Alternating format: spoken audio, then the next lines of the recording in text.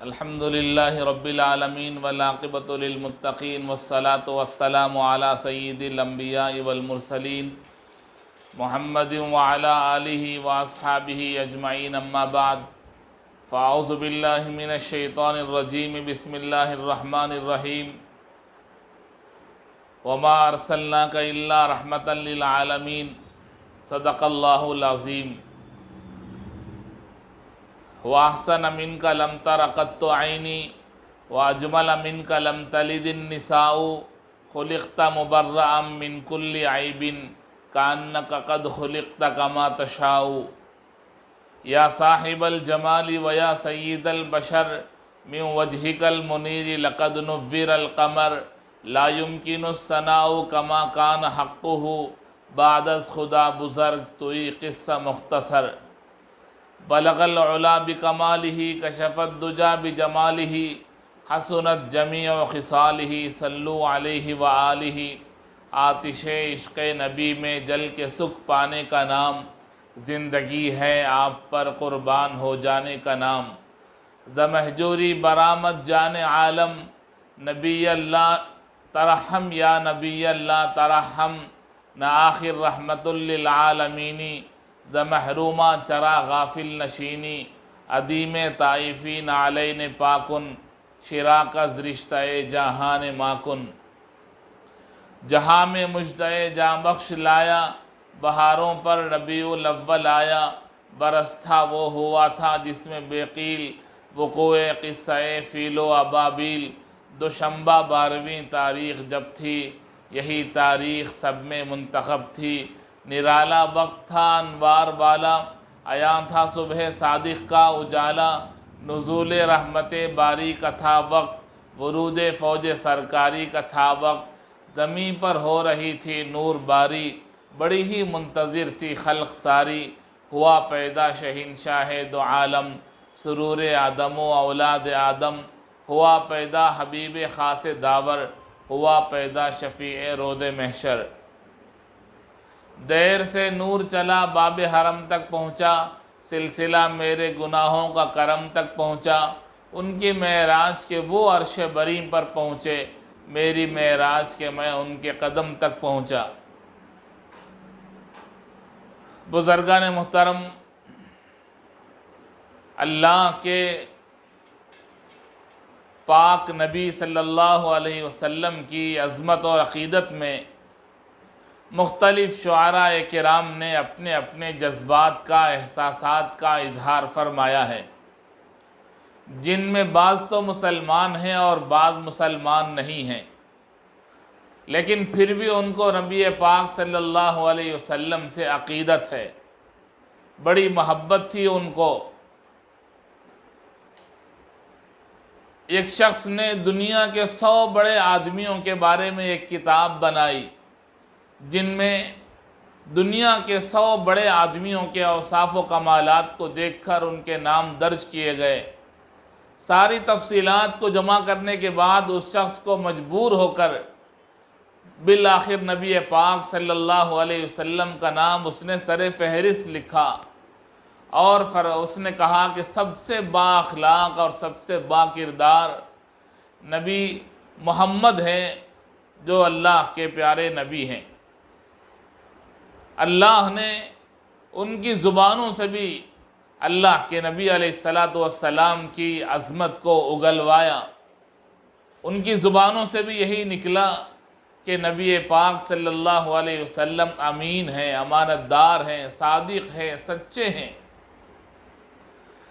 آج کے زمانے میں جہاں ہمارے پاس، ہمارے ہاتھوں میں موبائل کی شکل میں ویڈیو ریکارڈر موجود ہے، آڈیو ریکارڈر موجود ہے، تصویریں لینے کے لیے کیمرہ، فوٹو کیمرہ موجود ہے، اور نہ جانے کتنی چیزیں ہیں کہ جس کے ذریعے ڈیٹا کی حفاظت کی جا سکتی ہے، تصویر کی حفاظت کی جا سکتی ہے، ویڈیو بنایا جا سکتا ہے، ریکارڈ کیا جا سکتا ہے۔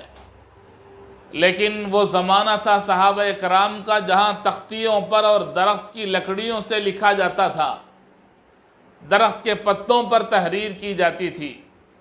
اس زمانے میں صحابہ کرام نے اللہ کے پیارے نبی صلی اللہ علیہ وسلم کی مبارک زندگی کے حالات کو جس طرح نوٹ کیا اور جس طرح بیان کیا، امت کے سامنے پیش کیا، وہ تعجب کے قابل ہے۔ صحابہ کرام رضوان اللہ علیہ مجمعین کا ہم پر اتنا بڑا احسان ہے، اتنا بڑا احسان ہے کہ پوری امت مل کر بھی صحابہ کرام کے احسان کو کبھی چکا نہیں سکتی ہے کہ کتنا بڑا ذخیرہ انہوں نے ہمارے لیے آسان کر دیا، ہم تک پہنچا دیا اور قیامت تک آنے والے انسانوں تک پہنچا دیا کہ اللہ کے پیارے نبی صلی اللہ علیہ وسلم کیسے کھاتے تھے، کیسے آرام کرتے تھے، کیسے چلتے تھے، کیسے لیٹتے تھے، کیسے بولتے تھے، کپڑا کیسے پہنتے تھے، کیا کیا آداب ہیں، طریقے ہیں، اصول ہیں۔ صحابہ کرام رضوان اللہ علیہ مجمعین نے ہر بات کو نوٹ کر کے دکھا دیا۔ جتنا بھی صحابہ کرام کے احسان کو ہم مانیں کم ہے۔ اللہ تبارک و تعالیٰ کے وہ پسندیدہ تھے، رضی اللہ عنہم ورضوا عنہ ورضوان من اللہ اکبر۔ اللہ تعالیٰ کی رضا ان کے ساتھ تھی، اللہ کی پسند ان کے ساتھ تھی۔ صحابہ کرام رضوان اللہ علیہ مجمعین نے بیان فرمایا تھا کہ اللہ کے پیارے نبی صلی اللہ علیہ وسلم کھاتے کیسے تھے، آپ پانی کیسے پیتے تھے، آپ نوش کیسے فرماتے تھے، کن کن پھل کو آپ پسند فرماتے تھے، کون سی ترکاریاں تھیں جو اللہ کے نبی کو مرغوب تھیں، کون سا سالن آپ کو پسند تھا، کن پھلوں کی، کن ترکاریوں کی کیا کیا تعریف فرمائی آپ نے، کیا کیا خوبیاں بیان فرمائی آپ نے، کون سا کھجور ہے جس کے بارے میں اللہ کے نبی نے فضیلت بتائی تھی۔ ساری چیزیں صحابہ نے نوٹ کر کے امت تک پہنچا دیا۔ کتنا بڑا احسان ہے۔ صحابہ نے ہی بتایا تھا کہ رسول پاک صلی اللہ علیہ وسلم نے امت کو آداب سکھائے، زندگی گزارنے کے طریقے اور اصول بتائے، مہمان نوازی کے طریقے بتائے اور کھانے کا طریقہ بتایا کہ کتنے انگلیوں سے آدمی کھانا چاہیے، اس کا فائدہ کیا ہے۔ رسول پاک صلی اللہ علیہ وسلم نے فرمایا 5 انگلیوں سے کھاؤ گے تو لقمہ بڑا ہوگا اور کھانے میں تکلیف ہوگی، حلق میں داخل ہونے میں دشواری ہوگی، ہاضمے میں تکلیف ہوگی، اس لیے 3 انگلیوں سے کھاؤ، لقمہ چھوٹا بنے گا۔ شیخ الحدیث نے اس حدیث کی تشریح میں لکھا ہے کہ 5 انگلیوں سے کھانا حریصوں کی نشانی ہے۔ حرص والے 5 انگلیوں سے کھانا کھاتے ہیں اور جو قناعت پسند ہے وہ 3 انگلیوں سے کھاتے ہیں۔ نبی پاک صلی اللہ علیہ وسلم کا طریقہ 3 انگلیوں سے کھانے کا ہے۔ یہودی مذاق کرتے تھے اس حدیث کا، اس سنت کا، 1 انگلی سے کھانا کھاتے تھے مذاق میں۔ یہ اللہ کے نبی کی شان میں توہین ہے۔ اگر ہم بھی 1 انگلیوں سے 2 انگلیوں سے کھائیں تو یہ مذاق ہے، توہین ہے۔ نبی پاک صلی اللہ علیہ وسلم نے 3 انگلیوں سے کھانا سکھایا تو 3 انگلیوں سے کھاؤ۔ اللہ کے نبی کا جو طریقہ بتایا آپ نے، اسی طریقے پر چلنے میں کامیابی ہے، ظاہری بھی باطنی بھی۔ ظاہری یہ ہے کہ انسان کی صحت کا راز بھی نبی کی سنتوں میں ہے، نبی کے طریقے میں ہے، اور باطنی یہ کہ اس پر جو اجر ملے گا وہ اللہ کے نبی کی سنت پر چلنے کا اجر ہے۔ جیسے حدیث میں آتا ہے کہ نبی پاک صلی اللہ علیہ وسلم چلتے کیسے تھے؟ لوگ چلتے چلتے آسانی سے گر جاتے ہیں، لیکن نبی پاک صلی اللہ علیہ وسلم گرتے نہیں تھے۔ طریقہ آپ کا کیا تھا چلنے کا؟ صحابہ اکرام نے نوٹ کیا اس کو۔ صحابہ کہتے ہیں کہ رسول اللہ صلی اللہ علیہ وسلم ایسے چلتے تھے کانما ینحت من سبب، جیسے کسی اونچی جگہ سے آدمی ڈھلان کی طرف چلتا ہے تو جیسے مضبوط قدموں کے ساتھ قدموں کو زمین پر جمائے ہوئے، مضبوطی سے قدم رکھتے ہوئے احتیاط کے ساتھ چلتا ہے، اس طرح آپ زمین پر چلتے تھے، پوری پکڑ زمین پر ہوتی تھی، اس لیے کبھی آدمی کو گرنے کا موقع نہیں ملتا۔ آج اتنے سالوں کے بعد لوگوں نے تحقیق کی اور بتایا کہ جو زمین کا پیر کا جو پنجہ ہے، سامنے کا حصہ ہے، تلوے کا سامنے کا جو حصہ ہے، اس میں کئی مقامات ایسے ہیں جن کو دباؤ، جن کو مساج کرو تو انسان کی صحت کا راز ہے۔ نبی پاک صلی اللہ علیہ وسلم چلتے تھے تو پیر کو دباتے ہوئے، پورا پیر زمین سے دبتا تھا، دب کر چلتے تھے، مضبوط قدموں کے ساتھ چلتے تھے۔ دونوں فائدے ہو گئے، ایک فائدہ یہ کہ چلنے کا صحیح طریقہ آدمی کو بتایا آپ نے، اور دوسرا انسان کی صحت کا راز بھی اسی میں ہے۔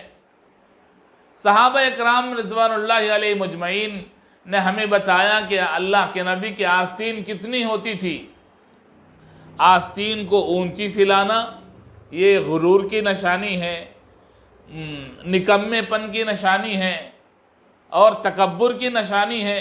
رسول پاک صلی اللہ علیہ وسلم کی آستین آدھی ہتھیلی تک ہوتی تھی۔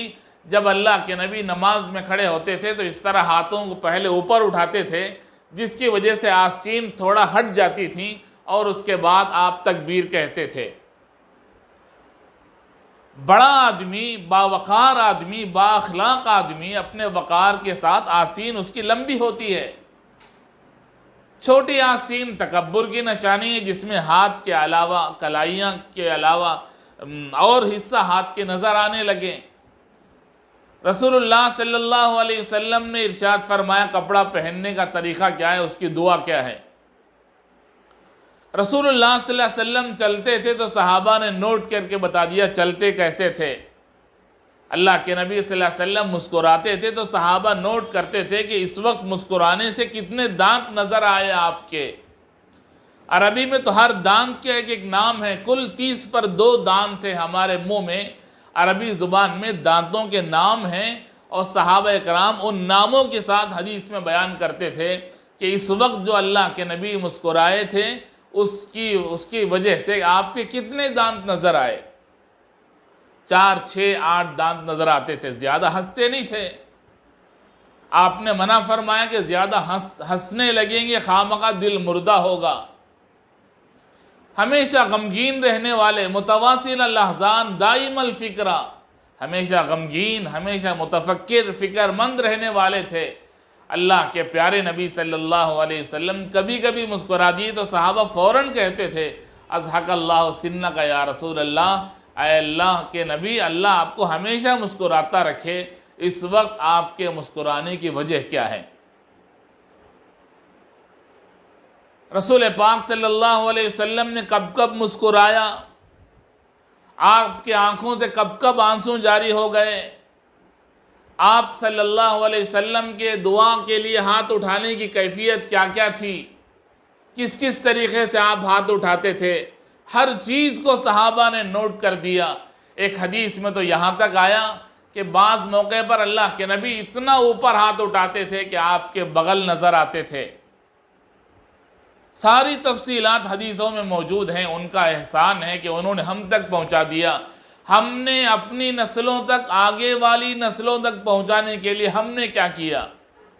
صرف شیئر کر دینے سے کام نہیں چلے گا، اپنے عمل سے دوسروں کو بتانا ہے۔ رسول پاک صلی اللہ علیہ وسلم کا یہ عمل تھا۔ لوگ بڑی بڑی دعوے کرتے ہیں، بڑے بڑے دعوے کرتے ہیں کہ ہم وہ ہیں اور ہم یہ ہیں۔ ہر آدمی کہتا ہے کہ ہم متبع سنت ہیں، ہم سنت پر چلنے والے ہیں۔ آپ کو بتاؤں تو تعجب ہوگا کہ ایک سنت نبی پاک صلی اللہ علیہ وسلم کی ایسی بھی ہے جس سے لوگ غفلت کرتے ہیں۔ کتنی سنتوں پر چلنے کا دعویٰ کر رہے ہیں لوگ۔ ایک سنت اللہ کے نبی کی ہے عربی زبان بولنے کی سنت، وہ تو کسی کو آتی نہیں ہے، کسی کو فکر ہی نہیں ہے سیکھنے کی۔ عربی زبان رسول اللہ کی ایک مستقل سنت ہے۔ زندگی بھر آپ نے عربی زبان کا استعمال فرمایا، اور فرمایا کہ قرآن کی زبان عربی ہے، قبر میں جانے کے بعد کی زبان عربی ہے، میدان محشر کی زبان عربی ہے، اور جنتیوں کی زبان عربی ہے۔ اللہ کے نبی نے فرمایا کہ عرب سے محبت کرو، اہل عرب سے، اس لیے کہ وہ عربی زبان بولتے ہیں۔ میری زبان عربی ہے، قرآن کی زبان عربی ہے، اور جنتیوں کی زبان عربی ہے۔ عربی زبان بھی ایک سنت ہے۔ کہاں سیکھتے ہیں ہم عربی زبان؟ وہ ایک سنت جس کی طرف توجہ کرنے کی ضرورت ہے۔ کہ اس زبان کو ہم سیکھیں، اس زبان میں بولنے کی عادت بنائیں۔ انگریزی زبان سیکھنے کے بعد آدمی کا سینہ چوڑا ہو جاتا ہے، اس کا سر آسمان کو چھونے لگتا ہے، پیر زمین پر رکھتا ہے تو چاہتا ہے کہ زمین پھٹ جائے۔ وَلَا تُسَعِّرْ خَدَّكَ لِلنَّاسِ وَلَا تَمْشِ فِي الْأَرْضِ مَرَحًا۔